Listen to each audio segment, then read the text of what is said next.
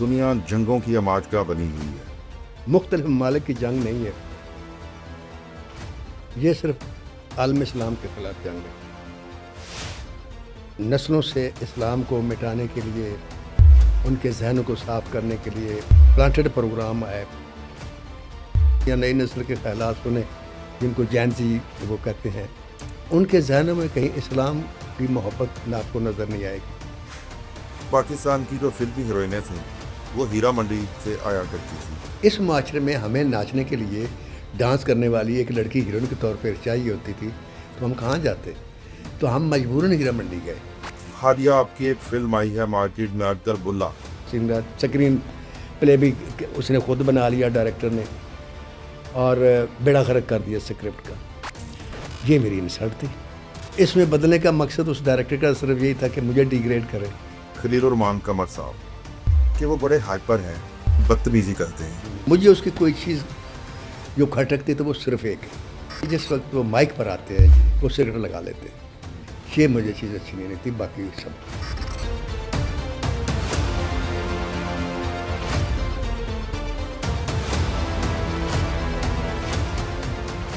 अस्सलाम वालेकुम नाज़रीन, साहिबजादानी पॉडकास्ट में हम आपको वेलकम करते हैं। और आज एक बार फिर हमारे साथ शोराफात राइटर नासिर अदीब साहब मौजूद हैं। तो आइए आज हम उनसे फिर बातचीत करते हैं। अस्सलाम वालेकुम नासिर अदीब साहब। वालेकुम सलाम।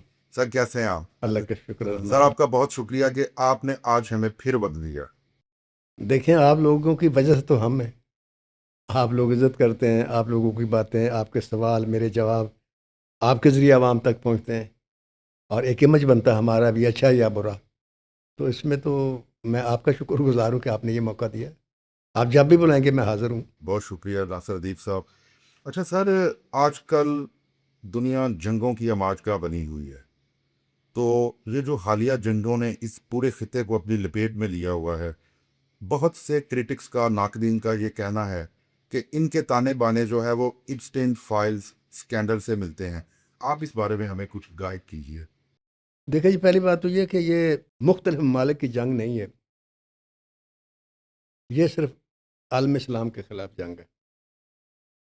और ये आज की सोच नहीं है। ये जब इसराइल का क़याम हुआ था ना सर, उस वक्त ये सोच लिया गया था कि हमने कैसे ग्रेटर इसराइल को लेकर जाना है, जो हमने इतनी जलावतनी काटी है और सारा कुछ हुआ है, और हमने मुसलमानों से इंतकाम कैसे लेना है।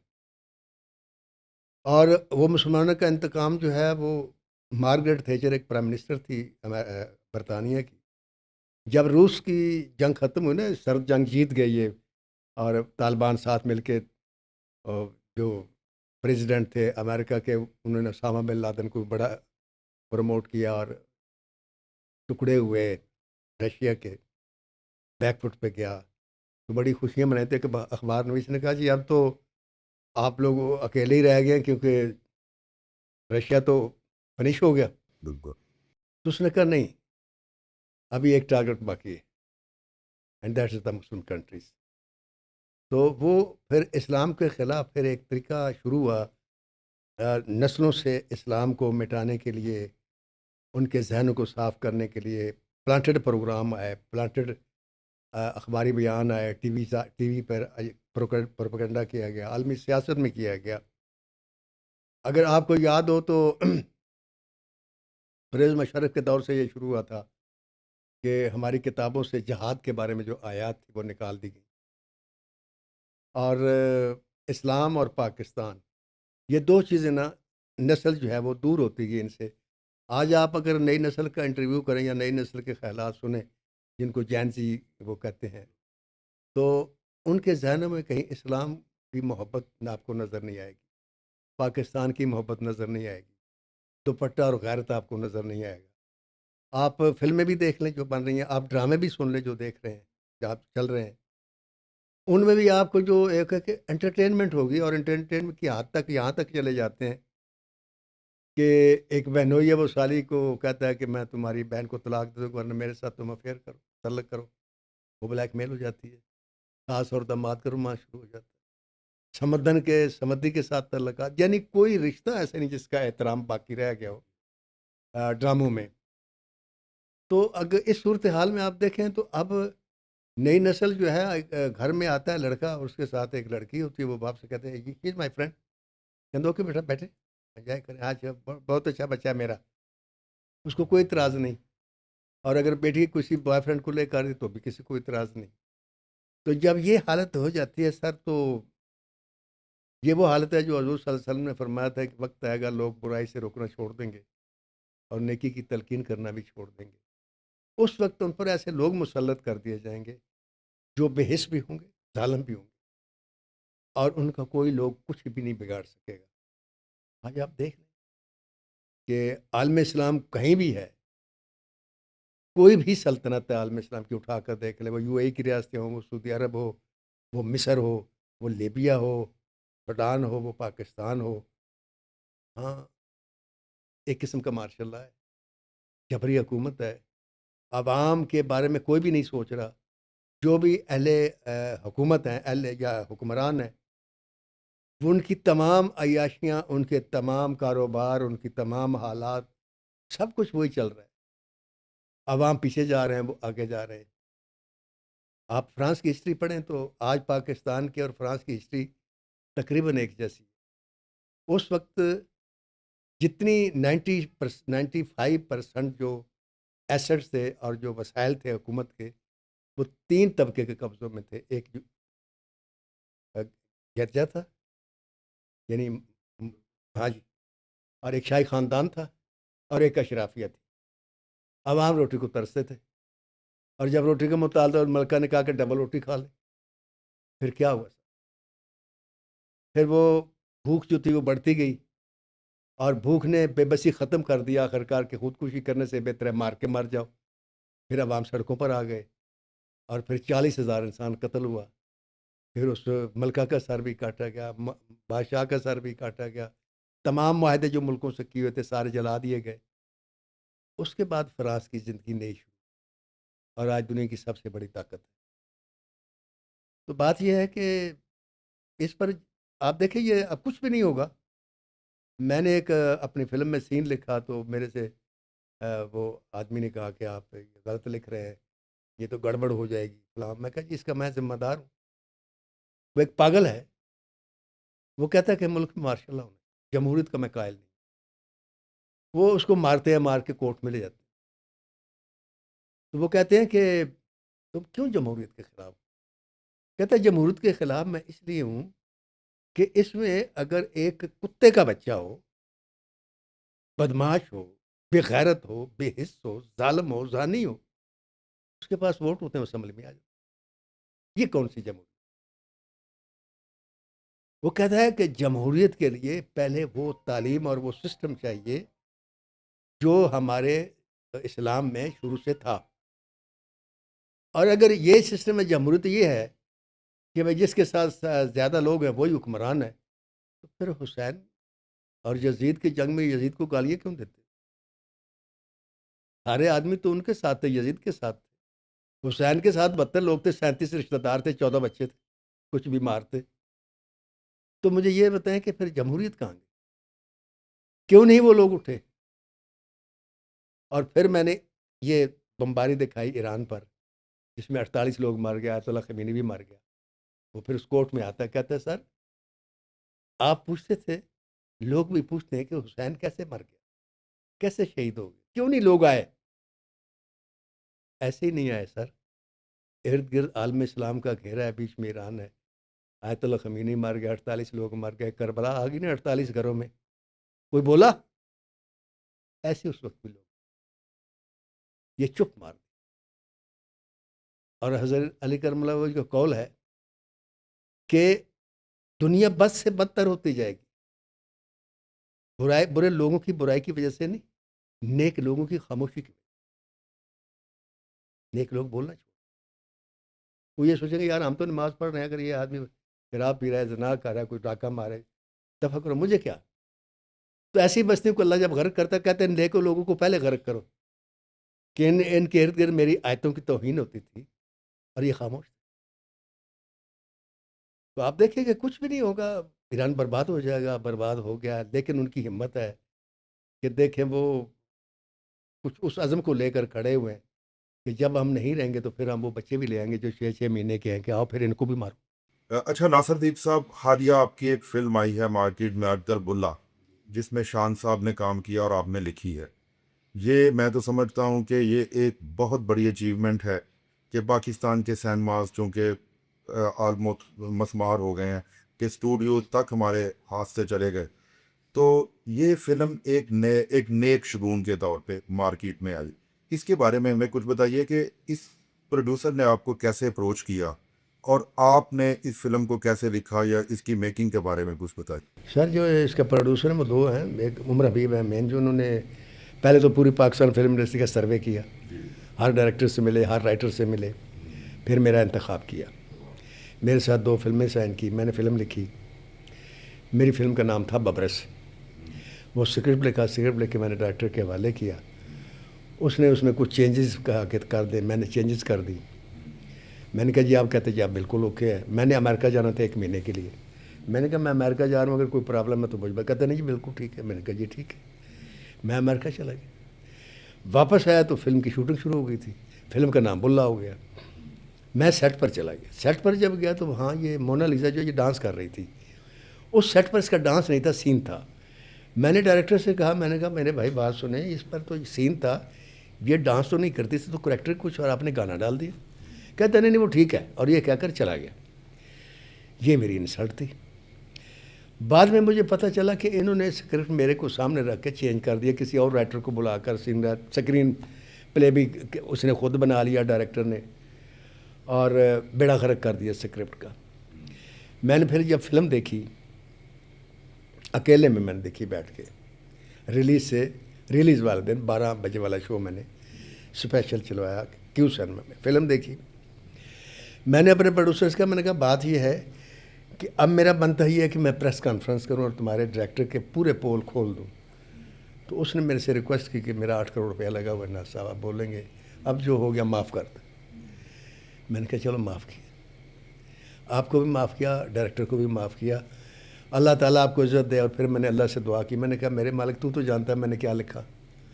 اب بدلا گیا تو اس میں بدلنے کا مقصد اس ڈائریکٹر کا صرف یہی تھا کہ مجھے ڈیگریڈ کرے اور یہ تاثر دے کہ جو کچھ کیا میں نے کیا. تو میں نے کہا میرے مالک اس کو اتنی عزت ضرور دے دینا کہ پروڈیوسر جو ہے وہ میرے سے دور نہ ہو، اس سے دور ہو جائے. وہی ہوا. آج پروڈیوسر سے ڈائریکٹر کو ملنے کے لیے بھی تیار نہیں ہے، اور میں ان کی نیکسٹ فلم لکھ رہا ہوں.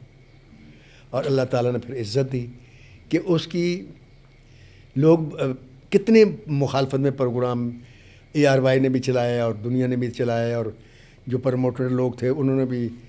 یہ جو چکر چلتا ہے نا دوسری فلم کو ڈیگریڈ کرنے کے لیے، وہ سارے ہوئے، لیکن اس کے بعد تو فلم چل رہی ہے. اچھا ناصر صاحب، یہ جو بلا فلم ہے، ہم تو چاہتے ہیں کہ اللہ کرے کہ یہ ایک نئی فلم کا اسی طرح ٹرینڈ سیٹر ثابت ہو جس طرح 1975 میں وحشی جٹ. تو لیکن کیا سر ایک ہی فلم سے انڈسٹری کا دوبارہ اس طرح کا ریوائول ہو سکتا ہے کہ وہ پرانا فلمی کلچر واپس آ جائے؟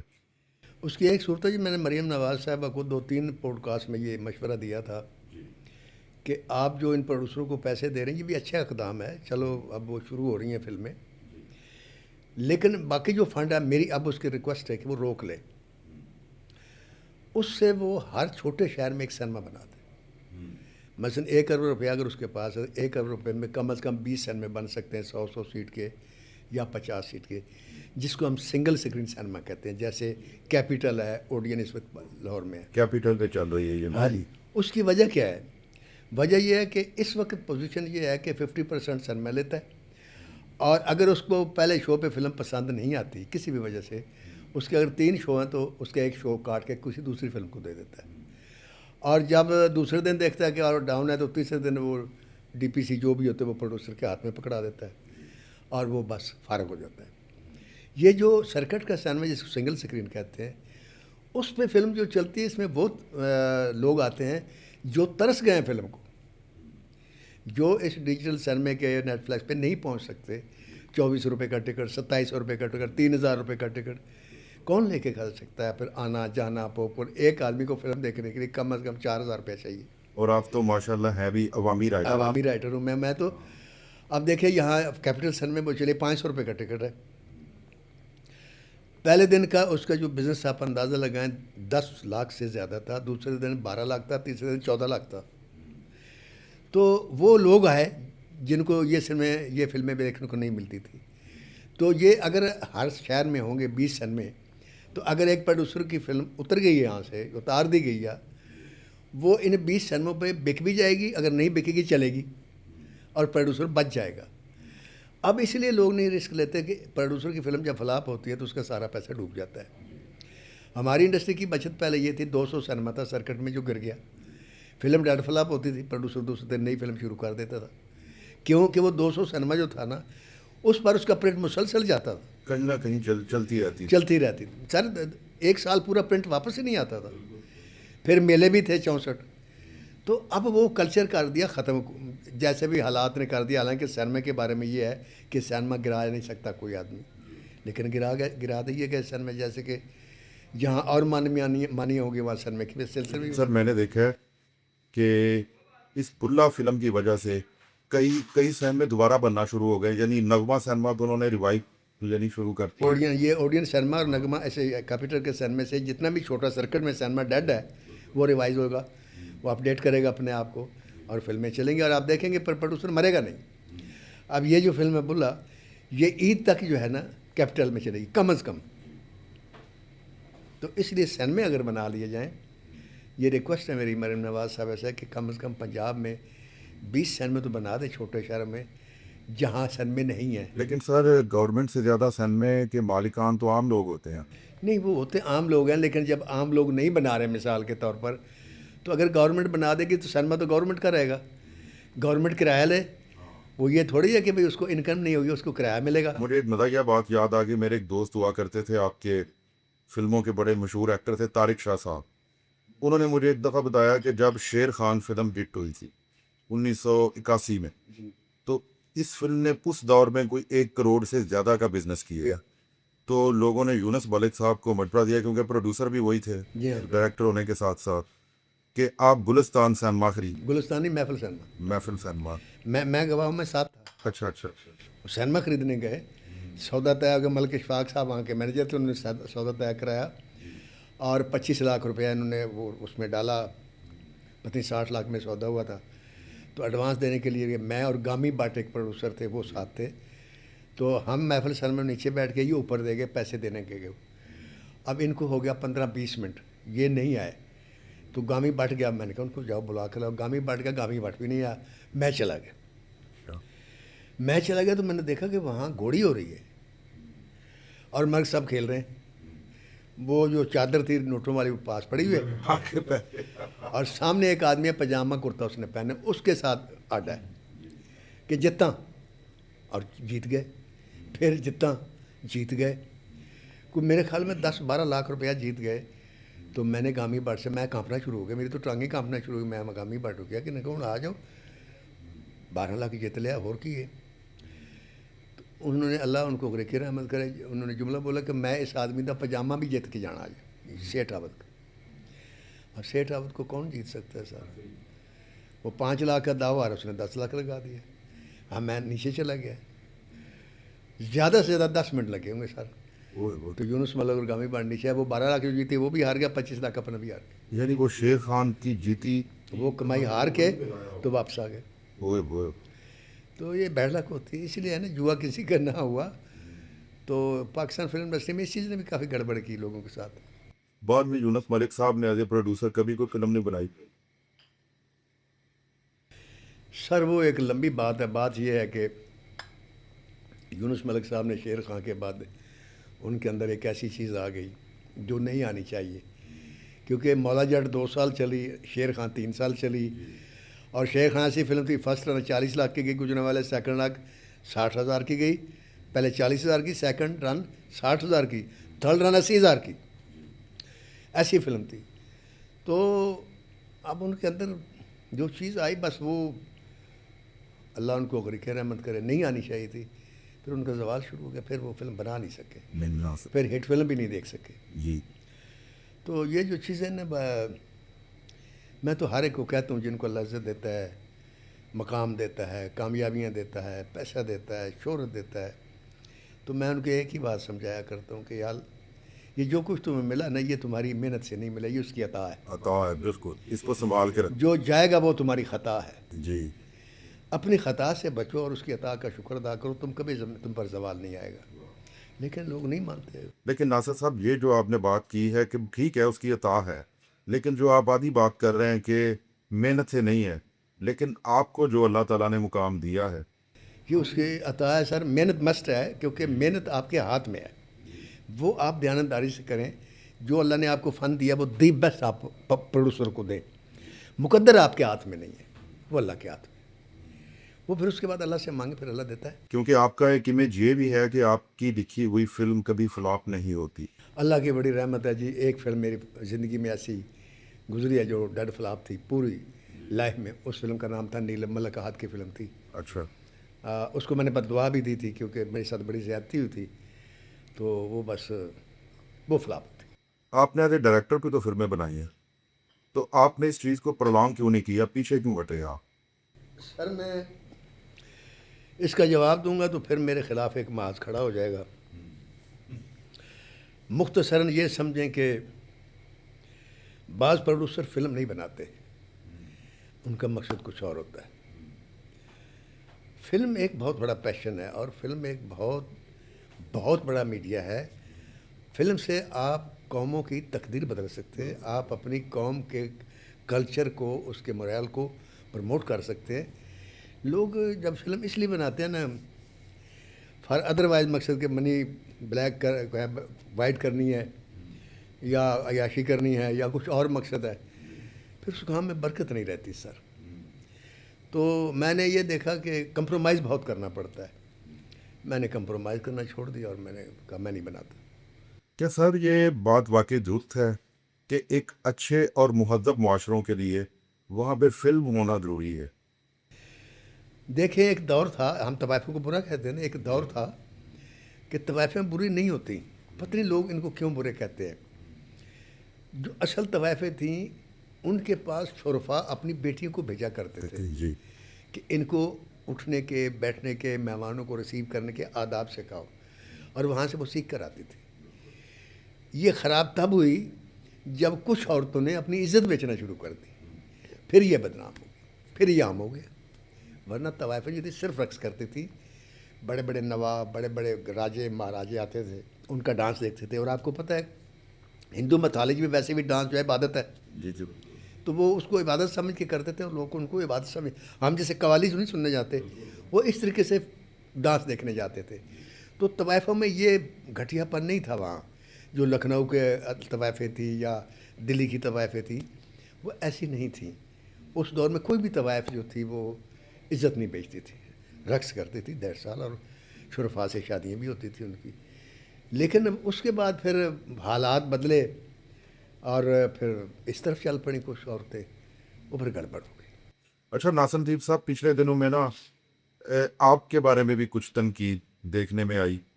میں اپنی بات نہیں کرتا، ہم نے تو دوسروں کی بات اٹھا کے آگے، مطلب یہی کام ہوتا ہے کہ آپ نے جیسے بھی طائفوں کا ذکر ہوا تو آپ نے ایک دفعہ کہیں بیان دیا تھا جس کے اوپر نا کافی لوگوں نے اپنی طرف سے کومنٹس دیے کہ پاکستان کی جو فلمی ہیروئنیں تھیں وہ ہیرا منڈی سے آیا کرتی تھی. مثلا آپ نے ان میں کئی ہیروئنوں کے نام لیے جیسے ریما، مطلب اس طرح. آپ کی وضاحت کریں گے کہ وہ بات کیا تھی؟ نہیں، وہ اصل میں بات یہ تھی کہ میرے سے سوال ہوا تھا کہ پاکستان فلم انڈسٹری میں یہ ماحول کیوں خراب ہے. اور تو میں نے ان سے کہا تھا کہ میں نے کہا دیکھیں، فلم انڈسٹری ایک ایسی انڈسٹری تھی جس کو نہ تو سوسائٹی اون کرتی تھی نہ حکومت اون کرتی تھی. تو جس دور میں ہم رائٹر تھے یا انڈسٹری چڑھ رہی تھی، اس دور میں جو فلم دیکھا جاتا تھا لڑکا یا لڑکی واپس آتا تو باپ کان پکڑوا دیتا تھا کہ تم نے فلم دیکھی کیوں. دیکھی بھی کیوں. تو میں نے کہا جب اس معاشرے میں ہمیں ناچنے کے لیے ڈانس کرنے والی ایک لڑکی ہیروئن کے طور پہ چاہیے ہوتی تھی تو ہم کہاں جاتے. تو ہم مجبوراً ہیرا منڈی گئے. اس لیے ڈائریکٹر ہیرا منڈی گئے. ایک تو اس کو ڈانس نہیں سکھانا پڑتا تھا، اس کو ڈانس آتا ہوتا. پہلے آتا تھا بالکل. آدھے سے زیادہ ایکٹنگ بھی اس کو آتی تھی، مثلا جھوٹی محبت کا اظہار کرنا اور پیسے لینا، یہ وہ. تو یہ سارا کچھ. آدھی وہ ایکٹریس بھی ہوتی تھی اور ڈانسر بھی ہوتی تھی. تو ان کو محنت نہیں کریں وہ وہاں سے لے آتے تھے، پھر وہ فلم میں آتی تھی، کام کرتی تھی. وہ پھر ایک رسم پڑ گئی، ایک کے بعد پھر دوسری، پھر تیسری، پھر چوتھی. کچھ تو ڈائریکٹر خود لائے ڈھونڈ کے، پھر بعد میں ان نے خود آنا شروع کر دیا، کیونکہ اس سے ان کا ریٹ بھی بڑھتا تھا ان کی. مثلاً اگر کسی محفل میں ڈانس کرنے جاتے فرض کو 5,000 ملتا تھا، تو جو ہیروئن آ جاتی تھی انڈسٹری میں اس کا 10,000 20,000 یا 50,000 ہو جاتا تھا. وہ پھر انہوں نے بھی اپنا بزنس بنا لیا. تو وہ میں نے تو اس لیے بات کی تھی کہ اس میں کسی کی وہ بدخوئی یا وہ خدا نہ لیکن خاصا، لوگ اس بات کو لیکن لوگوں نے وہ کر لیا. پھر میں نے اپالوجائز بھی کر لیا. میں نے کہا میرے بھائی میں معافی مانگتا ہوں، لیکن میں نے جو بات کی تھی یار وہ تو نیٹ پر بھی موجود ہے، وہ گوگل میں بھی موجود ہے. جس کا نام کرو سرچ کرو سارا کچھ، میرا نام لکھ کے گوگل سب کچھ بتا دیا میں کیا ہوں کیا نہیں ہوں. تو لیکن چلو آپ لوگوں کو برا لگا، میں آئی ایم سوری. وہ یہ بات تھی. تو جب بھی کسی کے آدمی کی آپ ہسٹری بتاتے ہیں تو جو اس کا ماضی ہے اس کے بارے میں پھر یا تو آپ جھوٹ بولیں. بالکل بالکل. تو اگر آپ جھوٹ بولتے ہیں تو ویسے گناہ ہے، اور سچ بولتے ہیں تو لوگ مانتے نہیں، سنتے نہیں، سننے کے لیے تیار نہیں. تو پھر میں چپ ہی کر گیا. میں کہا یار میں کیا بولوں. وہ مجھے ایک آدمی نے کہا آپ نے آٹو بایوگرافی لکھی بہت بکے گی. میں کہا بالکل بہت بکے گی، لیکن یا تو مجھے لوگ مار دیں گے یا میرے گھر کو جلا دیں گے. فائدہ کیا؟ یا تو میں جھوٹ لکھوں. جھوٹ لکھوں گا تو قیامت تک لوگ پڑھتے رہیں گے تو وہ جھوٹ میرے کھاتے میں ہے. سچ لکھوں گی تو برداشت نہیں ہوگا. میں نے کہا میں نہیں لکھتا. اچھا ناصر دیپ صاحب، آج کل تو نہیں، بڑے پرانے ایک رائٹر ہیں خلیل الرحمان قمر صاحب، جی جو کہ پاکستان کی ٹی وی انڈسٹری کے ایک جانے پہچانے، آپ مطلب جانتے ہی ہیں کہ رائٹر ہیں. لیکن ایک چیز دیکھنے میں آئی ہے، میں اکیلا نہیں کہتا، بڑے لوگوں کا یہ ماننا ہے کہ وہ بڑے ہائپر ہیں، کہ ان کے سامنے کوئی بندہ انٹرویو لینے بیٹھے تو وہ اس کے ساتھ بدتمیزی کرتے ہیں. وہ کوئی ایسا کویسچن نہیں کرنے دیتے جو ان کو پسند نہ آتا ہو، کہ اپنی آرا سے ہٹ کے وہ کسی کو بات نہیں کرنے دیتے.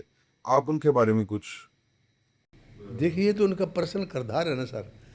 میں ان کے بارے میں کیا کہہ سکتا ہوں. ایک آدمی کی فرض کرو یہ ایک نیچر ہے، وہ نہیں برداشت کرتا یا اپنی راہ کے خلاف نہیں کرتا. وہ اپنا ڈائلاگ بھی نہیں کاٹنے دیتا، ٹھیک ہے، ڈائریکٹر کو سین نہیں بدلنے دیتا. تو یہ ایک آدمی کا مائنڈ سیٹ بن گیا، یا اس کا یہ کردار کا، یا اس کی فطرت بن گئی ہے.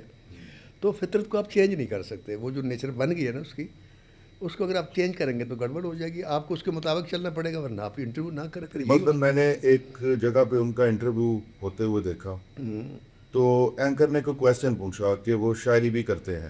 ہاں جی تو انہوں نے جس طرح کا جواب دیا کہ یہ مجھے مطلب الہام ہوتا ہے کہ آج اگر مرزا غالب زندہ ہوتا تو میں اس کو پوچھتا کہ تم کتنے بڑے شاعر ہو، یہ ہو، اس طرح کی باتیں. کیا یہ چیزیں مطلب انسانوں کو دیو دیتی ہیں؟ جیسا کہ بھی آپ نے کہا کہ اللہ تعالیٰ جب آپ کو کچھ عطا کرتا ہے تو اس کی عطا ہوتی ہے، بالکل اس عطا کو ہوتی ہے. سنبھال کے رکھو. بالکل آپ پچھلے 51 سال سے آپ ماشاء اللہ ایک ہٹ رائٹر ہیں، کہ ماشاء اللہ آپ ابھی تک چل رہے ہیں. آپ کا سایہ اللہ تعالیٰ قائم رکھے. لیکن 2 یا 3 ڈراموں، ہٹ ڈرامے دے کر کسی بندے کا دماغ خراب ہو جائے، یہ بات کچھ ہضم نہیں ہوتی.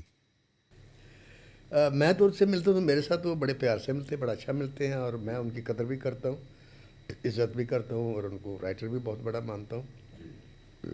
اب یہ جو آپ نے بات کی ہے نا کہ 2-3 ڈرامے، تو انہوں نے 2-3 ہی لکھے میرے خیال میں، بے پناہ ڈرامے لکھے. میں ان کو میرے خیال 10-12 سال سے دیکھ رہا ہوں مسلسل ڈرامے لکھ رہے ہیں. فلم بہت کام لکھتے ہیں، 1-2-3 فلمیں انہوں نے لکھی ہیں، وہ فلم میں نہیں آتے. وہاں پیسے بھی بہت ملتے ہیں، اور ان کے ایک ہٹ جا رہا تو انہوں نے نکی جی ہاں فلم لکھی بھی تھی. تھا جی ہاں. کوئی تو اس کا کہاں لکھی تھی، نکی جی ہاں تھی، اور بھی کوئی فلم ہوگی وہ بھی لکھی تھی.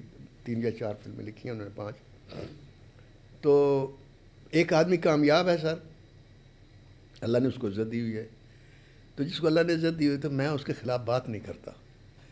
اس کی وجہ یہ ہے کہ عزت اور عظمت اللہ کے پاس ہے، جس کو اس نے دی ہے. اگر میں نہیں مانتا تو نہیں سر، ہم خلاف بھی کر رہے، ہمارا حق ہے کہ ہم ترہیم تو کریں. بالکل. دیکھیں آپ جو کہہ رہے ہیں کہ اس کا لہجہ نرم ہونا چاہیے، یہ میں بھی کہتا ہوں. کیونکہ وہ ایک ادیب ہے. ہاں بالکل، لہجہ نرم ہونا چاہیے، پیار محبت ہونی چاہیے سب کو. مجھے ذاتی طور پر اس کی کسی چیز سے اختلاف نہیں، کیونکہ اس کی فطرت ہے. میں اس کے بارے میں جواب لوگوں کو یہ دیتا ہوں کہ وہ انٹرویو میں آپ سے لڑتا ہے، آپ نہ انٹرویو کریں. اور اگر آپ انٹرویو کے پہلے اس کو سوال بھیج دیں، بھائی یہ میں سوال کروں گا، اس میں اگر کوئی سوال پر اس اعتراض ہے وہ کاٹ دیں، یا اس کے ساتھ ڈسکس کر کے اس سوال کو چینج کر لیں، یہ جو بھی مسئلہ ہے، یا نہ کریں.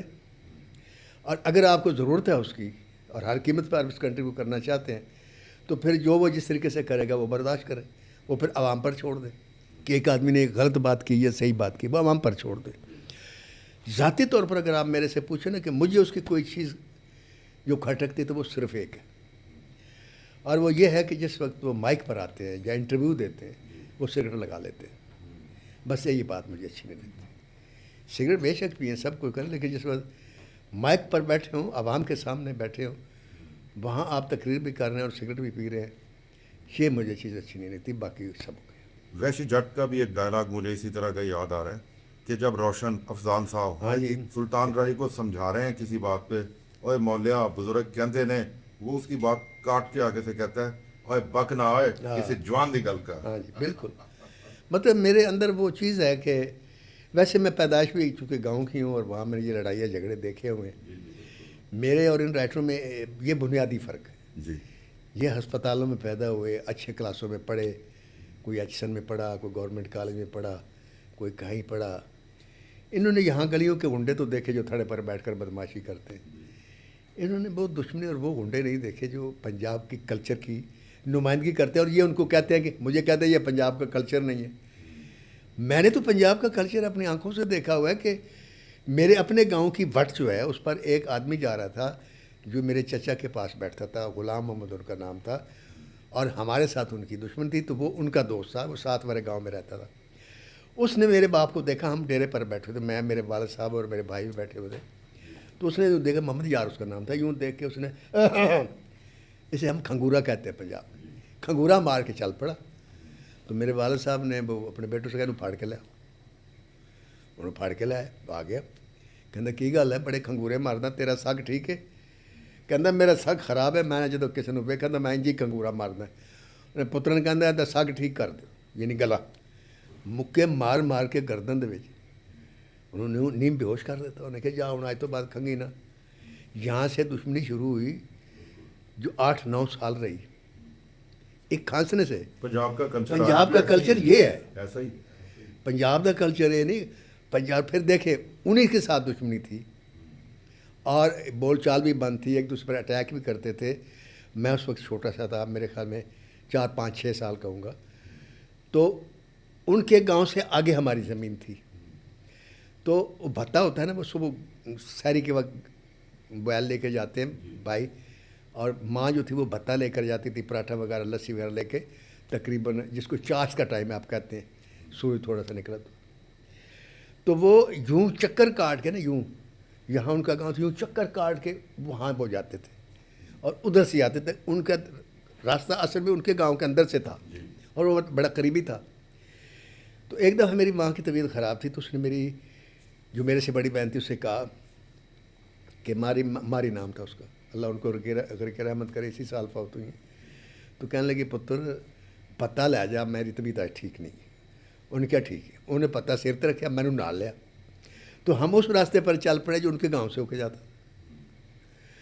اب اس کو بھی نہیں پتہ تھا کہ اوپر سے جاتے ہیں، ماں نے بتایا بھی نہیں، ہم چل پڑے، مجھے بھی نہیں پتہ تھا۔ تو ہم جب ان کی اس وٹ پر گئے نا جو جس کے دائیں بائیں ان کی زمین تھی، تو وہاں اس کا نام نذیر تھا جو سب سے بڑا بھائی تھا، اور ایک ساتھ وہ تھا بوٹا مسلی تھا، ایک اور کوئی کا تھا، وہ چارہ کاٹ رہے تھے، شٹالا سردیوں کے دن تھے۔ تو ایک دم جب اس نے دیکھا نا تو وہ بوٹا مسلی کہندا ہے انہوں، چودھری نذیر کہندا چودھری حسین دی دھی جا رہی ہو پھد لے۔ اس نے اس طرح دیکھا تو وہ میری بہن بھی رک گئی، میں بھی رک گیا، ہم کانپ گئے کہ یہ تو اسی گڑبڑ ہو گئی، غلط جگہ تے آ گیا۔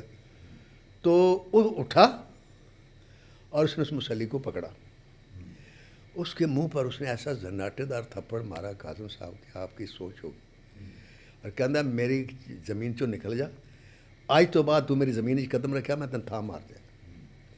اس بعد چلدا کول آیا، میری بھن دے سر تے ہاتھ رکھیا، کہندا پتر تیرے نال کوئی دشمنی تیرے پیو نال ہے، جا چلی جا۔ ہم چلے گئے۔ یہ پنجاب تھا۔ یہ بجا بالکل اگر آج کے دشمن کو لے تو کہنا ٹھیک ہے پھاڑ لو۔ کیا بات۔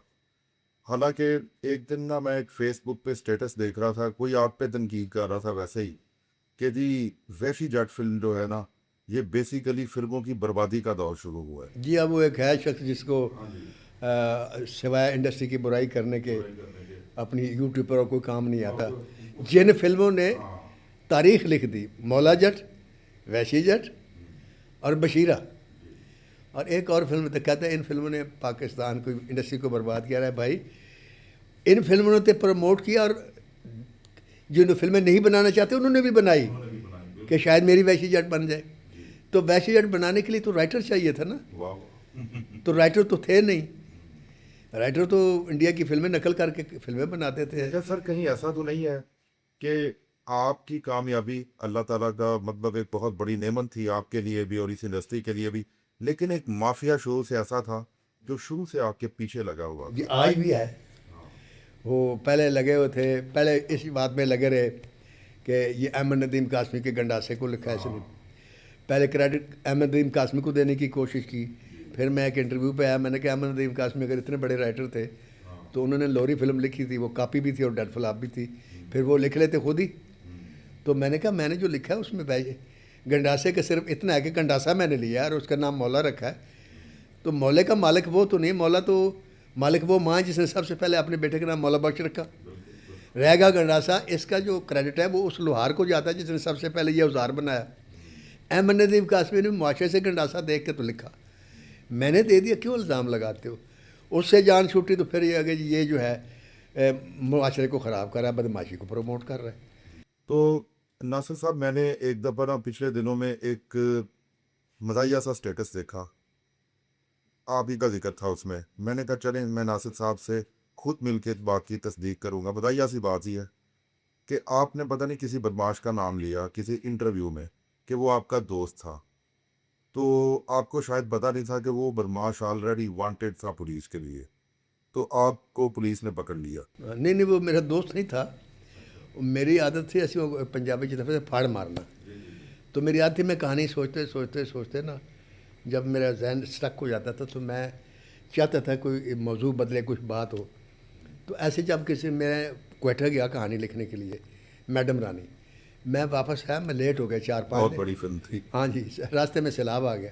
تو 10-12 لوگ بیٹھے ہوئے تھے. تو میرا پروڈیوسر نے کہا یار تسی جانا جلدی آنا سی, تجھے آپ ایک ہفتہ کتنے لا رہے ہو, خیر سی. تو میں نے پھاڑ مار دی. میں کہا یار وہ حنیفہ بابا ہے نا, آپ کو پتہ وہ میرے دوست ہیں. تو وہ میں کراچی میں, تو انہوں نے کہا یار مجھے اسلحے کے لیے پیسے چاہیے یہ وہ. میں نے پھر ان کو اسلحہ لے کر دے دیا. تو پھر انہوں نے روک لے, پھر میں آ گیا. یہ میں نے ایک یوں کہہ رہے بکواس کر دی یا پھاڑ مار دی. وہاں ایک آدمی بیٹھا ہوا تھا, اس نے سن لیا, اس نے پولیس کو رپورٹ دی, پولیس مجھے پکڑ کے لے گئی. وہ خیر بعد میں مسئلہ حل ہو گیا. پھر جب ان کو پتہ, میں نے کہا جی میں تو ایسے ہی تھا, میں تو ان کی شکل بھی نہیں دیکھی. سنا ہے کہ ایک آدمی آپ کے پیچھے آیا, اس نے پولیس والوں کو وہ تھا اپنا اخلاق احمد گڈو تھا. وہ حاجی محبت علی جو تھا نا اس کا, وہ میرا بڑا اچھا دوست, اس کا میرے پروڈیوسر بھی تھا, نولے کا بیٹا تھا وہ. اس کو جب پتہ لگا تو وہ پھر میرے پیچھے آیا. جا کے پولیس والوں کو ڈانٹا ہے. ہاں جی, وہ پھر اخلاق احمد گڈو کو لے گیا. پھر مجھے واپس جب سیل سے بلایا تو اس نے اخلاق احمد گڈو نے بڑا بے عزت کیا. ملک پتہ نہیں ملک کیا نام تھا, ملک تھا اور نام میں بھول گیا. بعد میں قلعہ گجر سنگھ آ کر اس کی تبدیلی ہوئی. تو اس کو اس نے بڑا کچھ سنا. اس نے کہا یہ تھا نا تو میرے باپ کی اینٹوں سے بنا ہوا ہے, تمہیں ضرورت کیسی تم ناصر ندیم کو پکڑ کے لے آؤ. بڑی معافی اس نے مانگی. کہتا نہیں تم کل سے تھانے میں نہیں ہوگے, اگلے دن ٹرانسفر ہوگی اس کی. وہ پھر مجھے اپنے گھر لے گئے. آج کل کراچی کی جو ٹی وی انڈسٹری ہے وہ گھروں میں چونکہ ڈرامے بہت دیکھے جاتے ہیں اور خاص طور پہ گھریلو خواتین ان کی ایک اہم ویورز ہیں, تو لیکن یہ کراچی والے فلمیں نہیں بناتے ہیں کبھی کبھی. آپ ان کی فلموں کو فلمیں سمجھتے ہیں؟ دیکھیں جی, میں اگر کہوں گا نا کہ میں فلمیں نہیں سمجھتا تو اچھا نہیں لگتا. بات یہ ہے کہ یہ لاہور کے لوگ اکثر اعتراض کرتے ہیں کہ جی یہ ڈرامے ہیں اور ڈراموں میں گانے ڈالے ہوئے. تو میں ہمیشہ لوگوں کو یہ کہتا ہوں کہ آپ کسی کام پر تنقید کرنے سے پہلے اس سے اچھا کام کر کے دکھا دیں. اگر وہ ڈرامے بناتے ہیں لیکن جوانی پھر نہیں آنی سپر ہٹ ہوئی, 2 بھی سپر ہٹ ہوئی, میں لندن نہیں جاؤں گا سپر ہٹ ہوئی, میں پنجاب نہیں جاؤں گی سپر ہٹ ہوئی نا, نام المفراد سپر ہٹ ہوئی, ایکٹر لا سپر ہٹ ہوئی, اور بھی کچھ فلمیں جو سپر ہٹ ہوئی. تو میں ان سے کہتا ہوں یار تم بھی لانگ ڈرامہ بنا کے اس قسم کی چلا دو. سر جن میں ہیروز ادھر کام کر رہے ہیں آپ ان کی پرفارمنس سے مطمئن ہیں کہ اگر آپ ان کے ساتھ جہاں پہ لاہور میں فلم بنائیں پنجابی فلم, تو کیا آپ مطلب بلکہ ان لڑکیوں جو ان فلموں میں آج کل کام کر رہی ہیں ان ڈراموں میں, آپ ان سب سے مطمئن ہیں کہ آپ ان میں سے کسی کے ساتھ فلم کریں؟ صاحب جی مطمئن اس لیے ہوں کہ ان کے علاوہ ہے ہی کوئی نہیں. اگر یا تو آپشن کوئی ہو نا، آپشن نہیں ہے. جب آپ کو لیں گے تو نہیں میں سے فواد خان کو لیں گے، ماہرہ خان کو لیں گے، مہوش یاد کو لیں گے، سچل علی کو لیں گے، وہ اکبرہ خانم ہے، ایک حبہ بخاری ہے، اور کنزا ملک ہے، ظریف شاہ. ہاں وہ اور بھی ہیں کتنے 5 میرے نام نہیں آتے مجھے. یہ ایک جو مونالیزا جس نے برلا میں کام کیا وہ ہے، اور بہت ساری لڑکی ہیں. ایک لڑکی تھی جس نے لیجنڈ آف مولوجٹ میں کام کیا تھا، وہ ڈھابے کا جو بابا تھا اس کی بیٹی بنی تھی. اچھا. نام میں اس کا بھول گیا ہوں، پتنی آکاش کے آکاشا کچھ اس قسم کا نام ہے. وہ کمپلیٹ ہیروئن ہے لیکن نہیں ادھر کسی کو خیال گیا. تو اب بھی وہ بات یہ ہے کہ وہ جو پنجابی کا فٹ ورک چاہیے نا، ان کو ذرا ٹرین ہونے میں ٹائم لگے گا. کبھی کبھی میں سوچتا ہوں کہ میں ایک فلم بناؤں اور فلم بنا کے ان آرٹسٹوں کو لوں. جھگڑا تو ہوگا ان کے ساتھ، پھڈا بھی ہوگا سیٹ پر، لیکن ایک میری فلم کے بعد انشاءاللہ یہ وہ فلم جیسی بھی جائے یہ کام سیکھ جائیں گے کہ پنجابی فلم میں کام ایسے کرتے ہیں. جی. کیونکہ ٹی وی کا کیمرہ یہاں تک ہوتا ہے سر، اور فلم کا کیمرہ فل فگر کا ہوتا ہے. یہ ایج ٹو ایج سنیما کی جو سکرین ہوتی ہے نا، اس کو سنبھالنا بڑا مشکل ہے. بڑا مشکل ہوتا ہے بالکل. تو یہ جو چیزیں اب چونکہ وہ پڑھے لکھے ہیں، وہ اپنے حساب سے دیکھتے ہیں، تو ٹھیک ہے وہ اپنے حساب سے دیکھیں، جیسے مرضی وہ کریں. لیکن 2014 سے انڈسٹری ان کے قبضے میں ہے، 10-12 سال تو ہو گئے نا، تو ریوائول ہوا انڈسٹری کا. نہیں سر، مجھے تو فلمیں بھی سپر ہٹ ہوئیں. مجھے تو امید ہے کہ یہ بلا جو ہے نا، یہ ریوائول میں شروع سے کہہ رہا ہوں سر، جب بھی ہوگا کاظم صاحب پنجابی فلم سے ہوگا. سر یہ جو کویسچن ہے یہ یوتھ کے لیے بھی ہے کہ ماشاءاللہ بلا فلم جو ہے یہ چلی، اللہ کرے کہ یہ واقعی پنجابی فلموں کے لیے بلکہ اوورآل فلمی صنعت کے لیے ایک ریوائول ثابت ہو. لیکن سر ہماری جو یوتھ ہے اس کے لیے ایک مسئلہ ہے کہ وہ قرآن فلمی کلچر کو نہیں جانتے. حضرت خواجہ حضرت بستامی تھے، بہت بڑے ولی تھے وقت کے، اور عالم بھی تھے. تو ان کے ایک ہمسایہ تھا یہودی، تو اس کو ہمیشہ واز کرتے تھے یار تو مسلمان ہو جا، ہمیشہ. آخرکار وہ مسلمان ہو گئے. 3 دن کے بعد واپس آیا، کہندا جی میں اسلام تو میری توبہ. کہندا کیوں؟ کہندا جی جہاں اسلام تہاڈا ہے نا وہ کرنا میرے واسطے چ نہیں ہے گا، تو جہاں اسلام تہاڈے مریداں دا اس تو اچھا اسلام میرے کول ہے، وہ میں یہودی بہتر ہوں.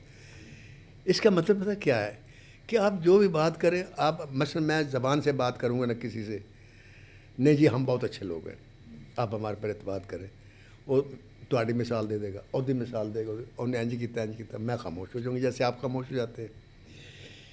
اس کا جواب جو ہے جب پارٹی ہے اس کے ساتھ ڈیل کر کے دینا پڑے گا کہ جب کوئی خلاف بولے تو کہ نہیں یار میں کاظم صاحب والا کام کیا بہت اچھا، انہیں جو کیا پورا کیا، انج ہوا یہ ہوا.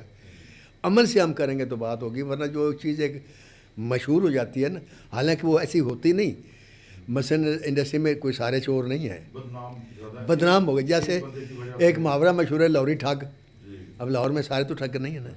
گجرات کے بارے میں مشہور ہے جتی چور، تو گجرات میں تو جتی کوئی نہیں چراتا.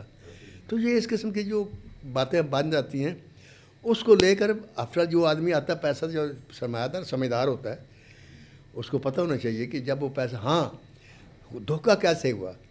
اکثر باہر کے لوگ امریکہ سے، یو کے سے، ادھر ادھر سے جو ہے انہوں نے ڈائریکٹر کا انتخاب کیا، اور ڈائریکٹر انہوں نے لے کر اس کے بعد چلے گئے اس کو پیسے دے کر، تو انہوں نے بے ایمانی کر لی.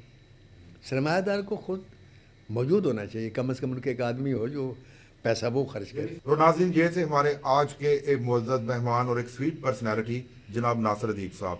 ہم آئندہ پھر ان کے ساتھ کسی اور پوڈ کاسٹ میں آپ کی خدمت میں حاضر ہوں گے.